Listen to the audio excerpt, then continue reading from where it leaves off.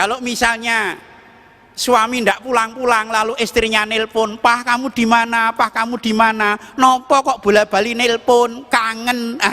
Itu Anda imago Dei. Dikangeni. Tetapi kalau misalnya Anda nelpon ke rumah, "Mah, aku tidak bisa pulang hari ini." Ora apa-apa, Pak. Sebulan ndak pulang juga ndak apa-apa, ndak pulang juga ndak apa-apa. Mungkin Anda gambari setan, bukan imago Dei.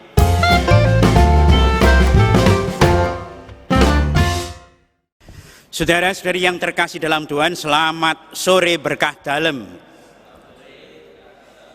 Bulan Mei di dalam gereja, khususnya gereja Katolik, akan diingat adanya suatu peristiwa penting, yaitu tanggal 13 Mei 39 tahun yang lalu, itu Paus Yohanes Paulus yang kedua itu ditembak oleh Mehmet Ali Akça, orang Turki. Ditembak dengan 4 peluru, yang 2 masuk ke perut, lalu yang 1 kena tangan kanan dan 1 kena tangan kiri. Apa yang istimewa dari peristiwa itu? Ketika Paus sadar sesudah menjalani masa kritis, ketika sadar, pertama yang diucapkan oleh Paus Yohanes Paulus kedua adalah dia mengampuni yang menembak. Dia mengampuni yang menembak. Itu yang pertama yang diucapkan. Yang kedua, setelah Paus Yohanes Paulus sehat, 2 tahun kemudian sudah sehat betul, yang dikunjungi pertama adalah Mehmet Ali Akça di penjara. Dan di situ Paus Yohanes Paulus yang kedua menyampaikan berkatnya, pengampunannya kepada Mehmet Ali Akça, dan tetap menyebut Mehmet Ali Akça sebagai saudara.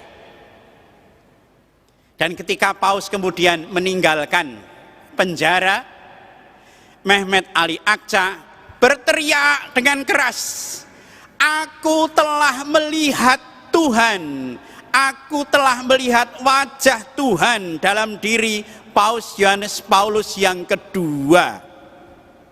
Yang hadir adalah Paus, tetapi karena Paus membawa pengampunan, Paus membawa belas kasih pada Mehmet Ali Akça yang mau membunuhnya itu, yang dilihat oleh Mehmet Ali Akça adalah Tuhan sendiri yang hadir.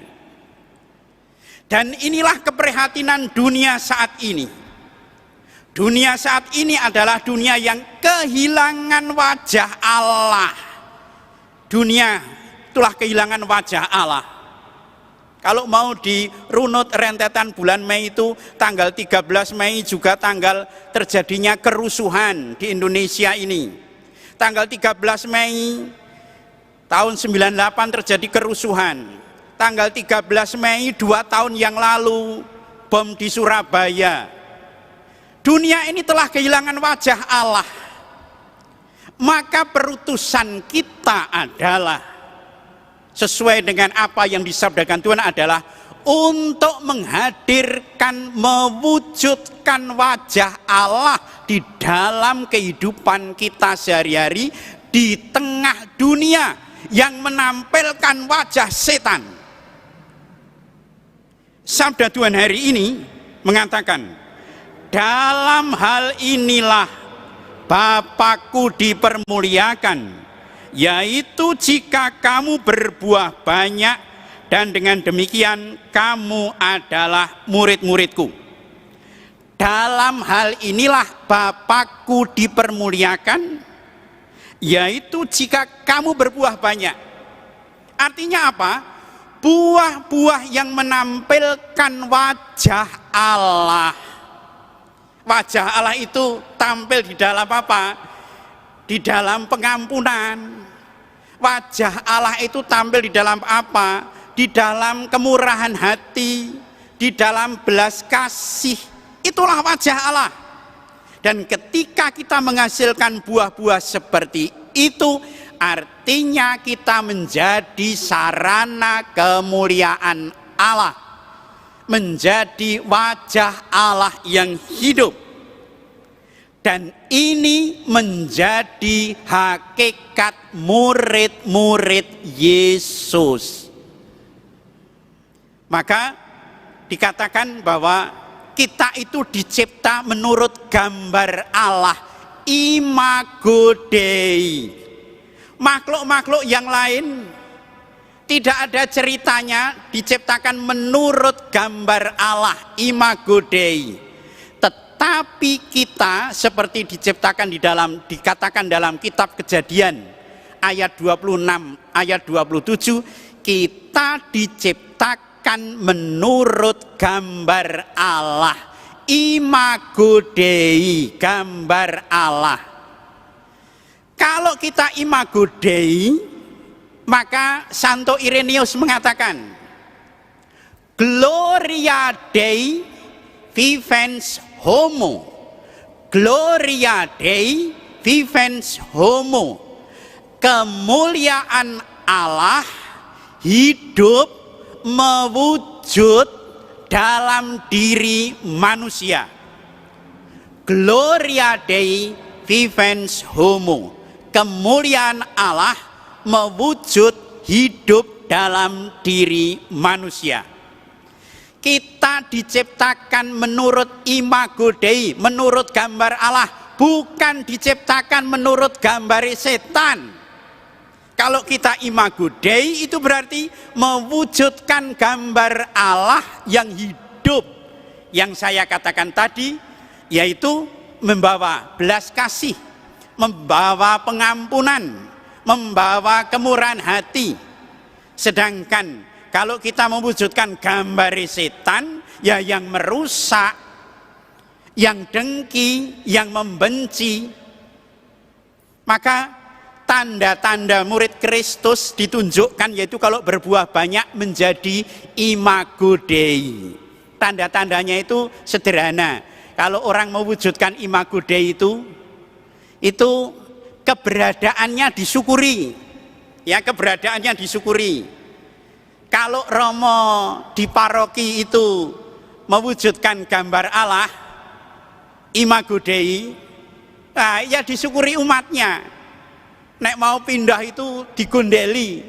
Romo jangan pindah toh, Romo jangan pindah. Itu Romone imago Dei. Atau sering saya sebutkan nyanyiannya God Bless itu ya.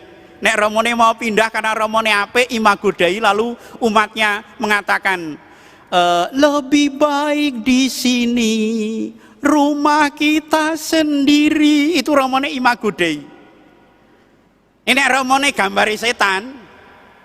Mungkin ketika mau pindah, umatnya yo nyanyi sing apik, nyanyian Natal. Gembala pergilah cepat-cepat, mungkin nyanyinya itu. Kalau dia gambari setan, nyanyiannya apik ning jane nggo ngusir. Anda imago Dei di rumah Anda atau tidak, atau imagone setan. Nek imago Dei, keberadaan Anda disyukuri. Terima kasih Tuhan atas suamiku ini, terima kasih Tuhan atas istriku ini, terima kasih Tuhan atas anak-anakku ini, terima kasih Tuhan atas orang tuaku ini. Itu imago Dei. Keberadaannya disyukuri. Ketidakberadaannya, kalau orang itu imago Dei, dikangeni, dirindukan. Kalau misalnya suami ndak pulang-pulang, lalu istrinya nelpon, "Pah, kamu di mana? Pah, kamu di mana? Nopo kok bola-bali nelpon? Kangen." Itu Anda imago Dei. Dikangeni. Tetapi kalau misalnya Anda nelpon ke rumah, "Mah, aku tidak bisa pulang hari ini." Ora apa-apa, Pak. Sebulan ndak pulang juga ndak apa-apa, ndak pulang juga ndak apa-apa. Mungkin Anda gambari setan, bukan imago Dei. Dan yang ketiga, kalau tadi keberadaannya disyukuri, ketidakberadaannya dikangeni atau dirindukan, kematiannya ditangisi. Ya, kematiannya ditangisi. Karena apa? Kehilangan hidup.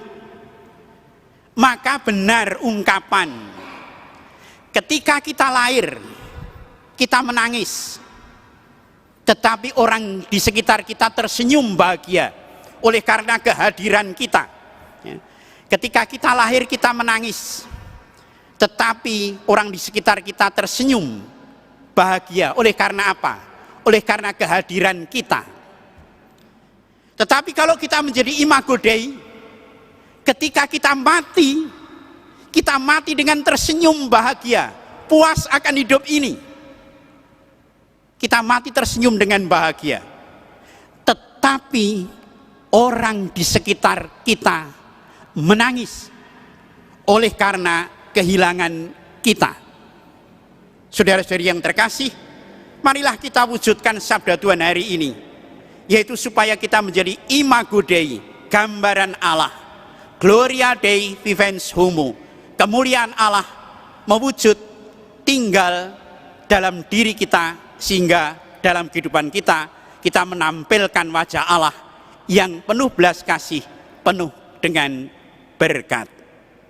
Semoga sabda Tuhan hari ini menetap dalam diri kita, menjadikan kita, keluarga kita menjadi berkah bagi setiap orang yang kita temukan dalam hidup kita. Amin.